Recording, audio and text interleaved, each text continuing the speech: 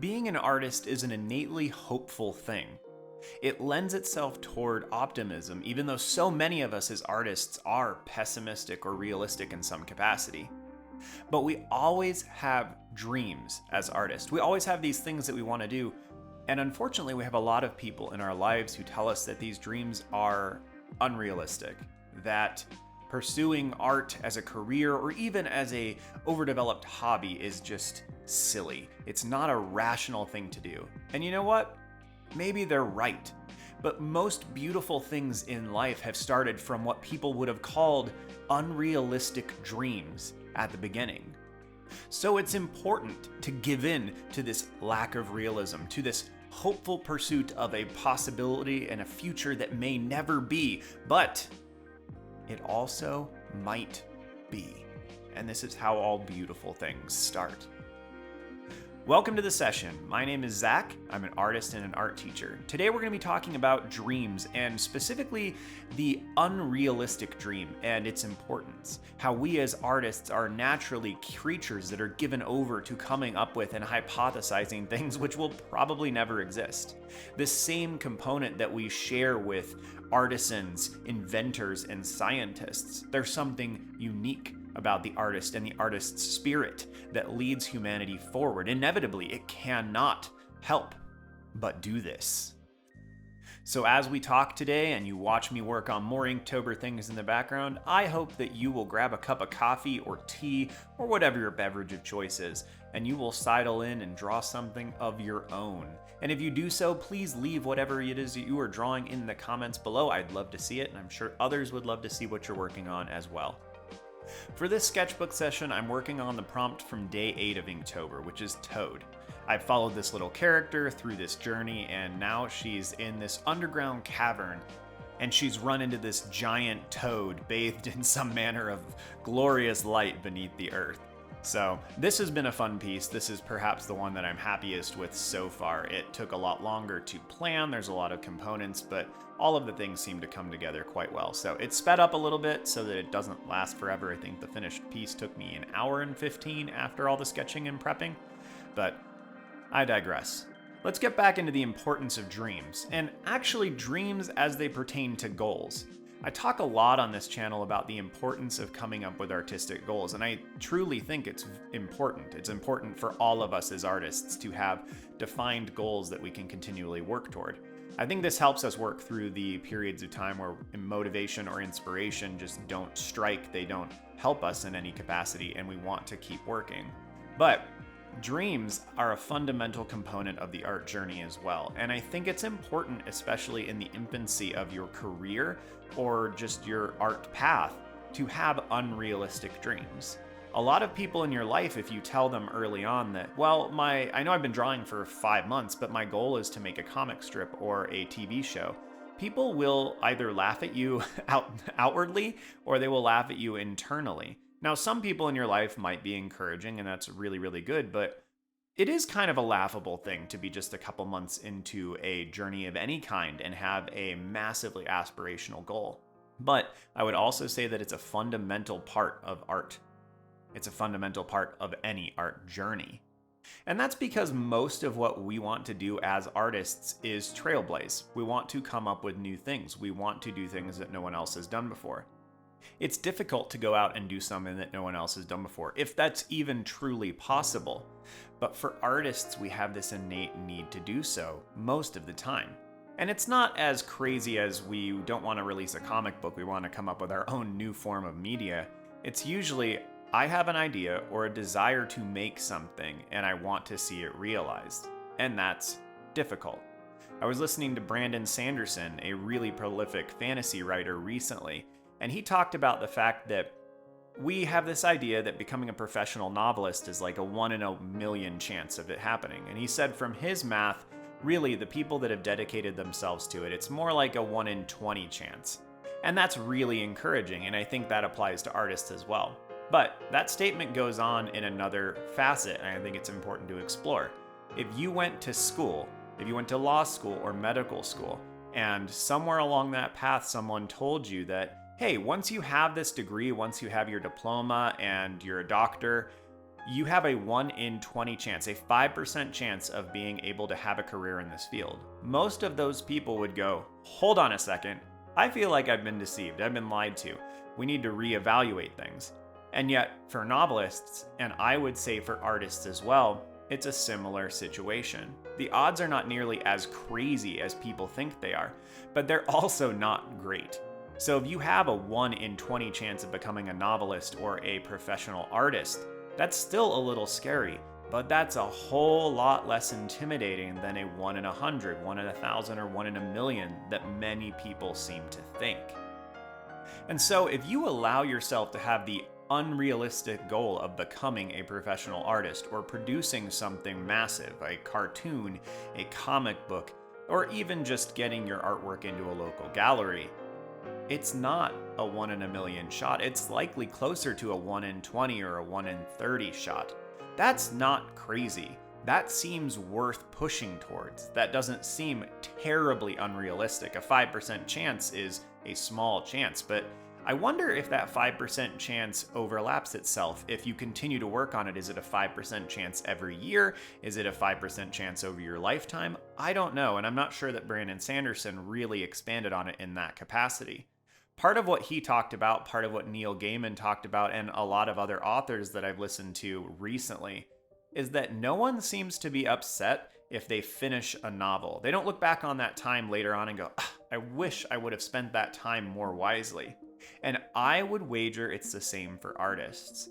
That an artist who really hones their craft, even if they don't get a chance to work professionally and make money doing so, I don't know that many artists are upset with that time. I look back on all the paintings that I've created. I'm probably in the neighborhood of 300 to 500 paintings I've made over the course of my life. I have not sold many. I've sold, I don't know, maybe 2 or 3, very, very few paintings. But I don't regret the time that I've put into those paintings because I'm not measuring my success based on how much money I've earned there. Now, if I was trying to feed my family and make a career of it, that would be a different situation. I've been fortunate that that's not been the case for me. But even if I go to my grave and I have never been able to release my book, I've never been able to be a professional artist in any capacity other than teaching, the art was not a waste of time. The art was good for my soul. The art was good for humanity to have been produced. And so, is it really all that unrealistic to have these crazy, lofty art goals? I don't think so. I think it's a necessary component of how we exist as humans. And as artists, we have to push forward. And the other side of this that I think gets missed when people throw odds out there or they make jokes about it being so unrealistic for you to be able to do anything as an artist is that there are artists that succeed.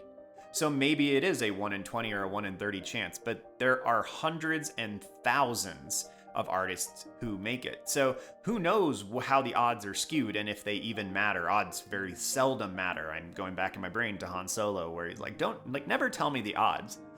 Odds are skewed, statistics are skewed often, and they're always open to interpretation to some capacity, and you have to have lots of information. I'm not going to bore you with the statistics lesson or the math right now, but the reality is people do make it, and I would wager that for artists, that's all we need to know. All that we need to know is that it's not an impossibility for us to achieve what we want. So if your goal is to get your paintings in a local gallery, walk into that gallery. What hangs on the wall? Paintings from local artists. Other people in your community have succeeded. Were they the 1 in 20? Were they the 1 in 10,000? I don't know. You don't know, but people have done it, which means people are capable of doing it. And you are a people, presumably.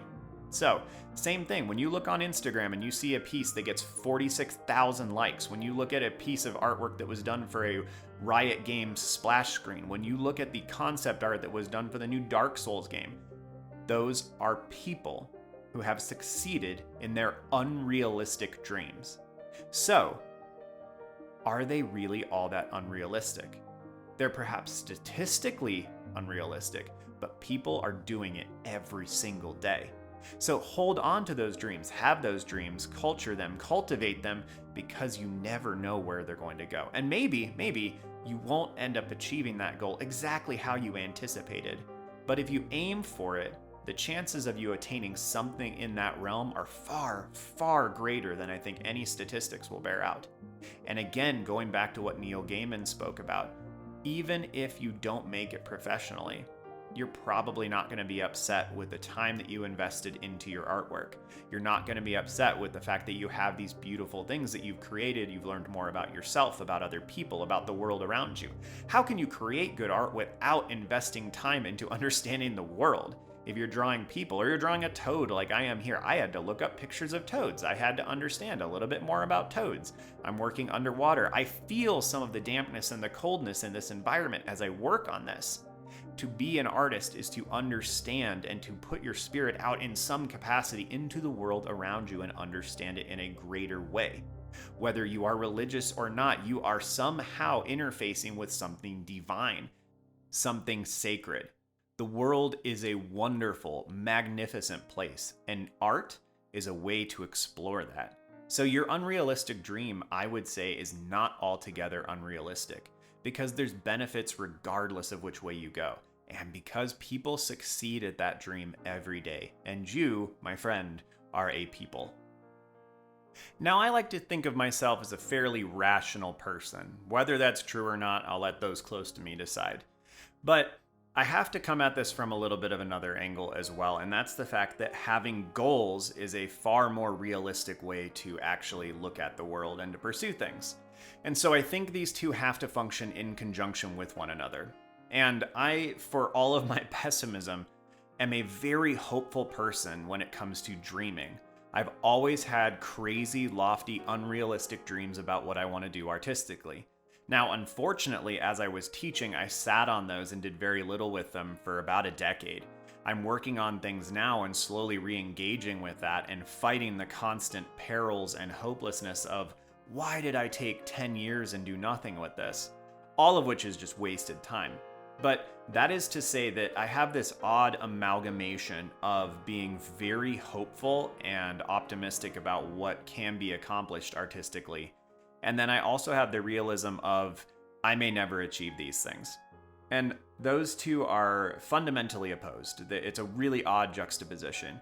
But having short-term goals, achievable goals, things that can be worked toward in the short term, is a really good way to work towards achieving the unrealistic dreams, these unrealistic things that society has told us we can't do. But obviously it can be done because people are doing it all the time. So I think in conjunction with these dreams, you have to have goals. So a lot of my goals have to do with completing, projects continually, working as often as I can, trying to get in some art every single day. I know I don't hit it.